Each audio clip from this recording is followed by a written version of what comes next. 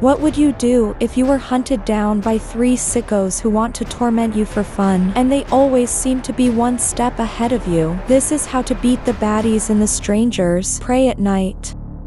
A family was taking a trip when they decided to stop at a trailer park. When they arrive, they find it strangely secluded. Mommy decides to book a trailer where they'll stay the night. When they get to the office, they find no one inside, and a note along with keys that direct them to trailer 47 and that the manager will see them in the morning. They get to the trailer and settle in. They find it odd that there is fresh food in the fridge, but they don't think much of it. Suddenly, they hear a knock on the door. Mommy opens it, and there's a lady who says something odd and then walks away. They chalk it up as the girl is lost and knocking on the wrong door. Sometime during the night, Kinsey and Luke decide to go out for some fresh air, leaving the parents alone in the trailer. While inside, they hear another knock on the door. This time, Papa Bear goes to check who it is. They see the same girl from before. She says the same thing like the first time, then walks away without answering their questions. That's odd.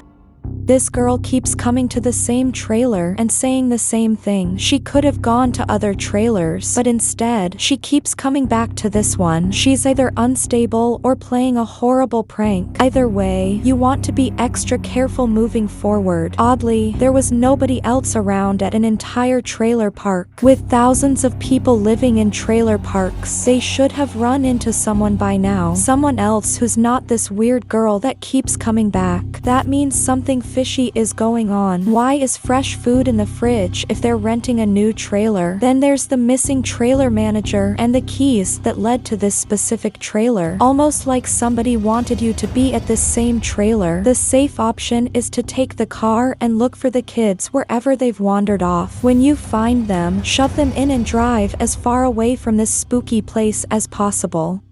Elsewhere, the kids decided to wander off and take a walk. They come across a trailer with its doors open, so they decide to go in. While looking through the rooms, they find a window, and hello is written repeatedly. What the heck? Behind them, they see a figure covered in bloody cloth. They slowly walk to it and pull off the fabric. They get completely shocked when they see the disfigured body of a man. Scared, they run outside the house and back to Mommy and Daddy. However, they run into their parents along the way and tell them about the disfigured corpse. Hearing this, Daddy instructs Mom and Kinsey to go back to the trailer, lock the doors, and call the police. And he tells his son to take him back to the weird trailer to see the corpse for himself. It seems Daddy has a lot of trust issues. Your hysterical kids tell you that they've seen a dead body, and your reaction is to go and see for yourself to be sure. Your kids wouldn't look this terrified if they were lying. Because of this, you've made one mistake. You've split up the group. Now you're vulnerable to attacks. In this spooky trailer park, nobody else is in sight, and dead bodies have been found. It's safe to assume that maybe even the whole town is dead. Daddy should be leading his family away from this place and not letting curiosity get the better of him. At the house, Mom and Kinsey get surprised when they see all their phones crushed and placed on a pile on the table. While Mommy tries to use one of the broken phones to call the police, the woman from before appears behind them holding a knife, but this time she's wearing a mask. Scared, they back into the kitchen and fumble into the drawers for a weapon, but don't choose any. Suddenly, the woman charges at them. Terrified, they run into the bathroom and lock themselves inside. They see a window on the roof, so they decide to climb out. While Kinsey is climbing through, they hear a loud bang on the door. The woman came with a hammer and knocked down the door. When she finally breaks through, Kinsey is already safe on the roof, but Mommy is left on the ground urging her daughter to run away. The masked killer walks up behind her and stabs her in her back repeatedly, and Kinsey watches as her mom passes away. Seeing this, she jumps off the roof and runs away. These two had a higher chance of surviving than they thought they did. When they went to look for a weapon in the drawer, their problem was that they looked for knives and sharp objects, and when they couldn't find any, they gave up. Instead, they should have considered everything in that kitchen a weapon. You could throw these plates at the killer or use these cutleries to stab or hit them. In fights like these, if you show the killer that you're not afraid, they'll second guess their actions and might back off. Additionally, there are two of you and only one of her. If you both attack her at once, you're bound to overpower her. In the bathroom, when Mommy realized that she would not survive this, she should have gone down fighting. Even if your daughter lives, they're still going to come hunting her. But if you injure the killer, you'll increase the chances of your daughter beating them.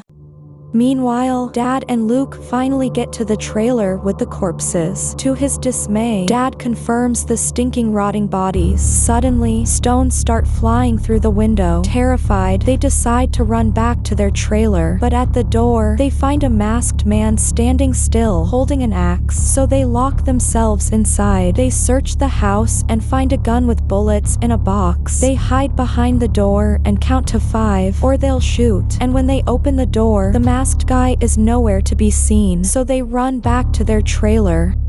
When you find dead bodies and a man wielding a weapon shows up, they have definitely not come to play. He's coming to use you guys as meat piñatas. This guy doesn't deserve a warning call, not after how they turned the other guys into minced meat. You shoot to kill. It's either you or them, and I know who I would be picking in this scenario.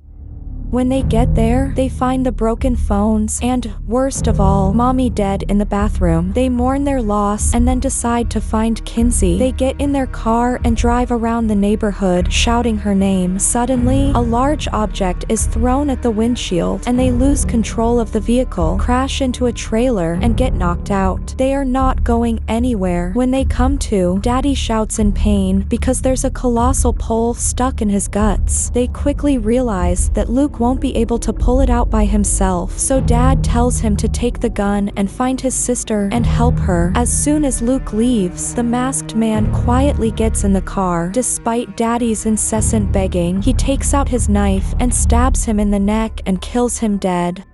Perhaps there was a better way for these events to play out. With this kind of wound, Dad has very little chance of surviving, but we can use his dying breath to our advantage. The killer doesn't know who's holding the gun. Instead of giving it to Luke, I would tell him to leave the gun with me and ask him to hide somewhere he won't be seen, but can still watch me. And when the killer comes to the car like before, you pull out the gun and kill him. A classic bait technique. They will never see it coming. And after the killer's dead, Luke comes out from hiding and takes back the gun and goes to save Kinsey. Elsewhere, Kinsey has been running away from one of the killers who's in a truck. She finds a trailer open, so she goes inside. However, she hears a strange noise from one of the rooms, and when she investigates, she finds a toy making the noise. Suddenly, she's ambushed by the same girl that killed Mommy and stabs her in her leg. Luckily, Luke shows up pointing a gun and demands that she lets his sister go. The killer complies and drops her weapon. Kinsey begs Luke to shoot her, but he doesn't have the guts to do it, so instead, they run away. Luke doesn't seem to know how to channel his anger and frustration. Both your parents just died, but you don't have the guts to finish off the people who did this to them. Kinsey, however, is a badass. Instead of begging for the gun from Luke, she should have grabbed it from his trembling hands and ended the killer herself. If you don't do it, they'll keep coming back to torment you. And now that we know there's more than one of them, it's better to reduce their numbers. Eventually, they lose their tail and find a trailer. They go inside and treat their wounds while they hatch another plan to escape. But while they're talking, a truck suddenly barges through the walls. These killers are relentless. As the car backs off for another attack, they slip away through a window in the back and keep running through the neighborhood. Luke realizes his sister can't keep running with her wounded leg, so he tells her to hide under one of the trailers. That he's going to find a phone to call the police. So he says goodbye and leaves. Luke makes the same mistake you never do in these situations, splitting up. He should have stuck with Kinsey, seeing she was the only one with the balls to kill them without hesitation. She may not be as mobile, but she may help you brainstorm ideas to come out of this alive. It's never a good idea to go at it solo. He finds the office where they found the keys to their trailer and a phone that works. Scared, he calls the police, but while on the call, the phone disconnects. The masked strangers appear from the shadows. He picks up a golf club and runs to the pool area. The lights suddenly turn on, and one of the killers charges at him from behind with a knife, but he turns quickly and smacks her head, knocking her to the ground. He tries to sneak a peek of the face underneath the mask, but the woman starts fighting him, so he picks up the knife she dropped and stabs her repeatedly till she dies. The other killer shows up with an axe and charges at Luke while swinging the axe, but he slips and falls into the pool. The killer jumps after him, and while they struggle, Luke drops his knife. He gains some balance and starts running out of the pool, but the killer catches up to him, stabs him in the back, and leaves him floating in his blood. Out of nowhere, Kinsey shows up and drags him out of the pool and leaves him somewhere safe, then heads for the main road, hoping to find a random car passing by to help them. On the road, she trips and falls right next to a car that happened to be there. On closer inspection, it's a police car. The officer gets out to help when he sees that she's in distress. While explaining what's been happening, the masked woman sneaks up on the officer and slices his neck, killing him instantly. Scared, Kinsey retreats to the vehicle, but the killer follows her immediately. She cuts her a couple of times before Kinsey grabs a shotgun on the dashboard and bamboozles the killer to the land of the dead. She composes herself and starts driving off when suddenly the remaining killer rams her car from behind with his truck. Then he pulls up beside her and they share a weird stare down, then drives off. This particular killer doesn't seem to be in any rush in the few times we've seen him. When he pulled up beside Kinsey, she should have blasted his head off with her shotgun. He was being sloppy and cocky and deserved to be punished for mistakes like these. Kinsey struggles to start her car when the killer circles back and rams her on the side. The momentum sends her flying off the car. Luckily, the killer's car gets stuck. She sees the leaking fuel, so she takes out her lighter, throws it on the fuel, and both vehicles explode. Feeling victorious, she limps away, but the killer's not dead. He charges at her down the road. She trips and falls, and the killer stops his car and follows her on foot, ready to hack her with his axe.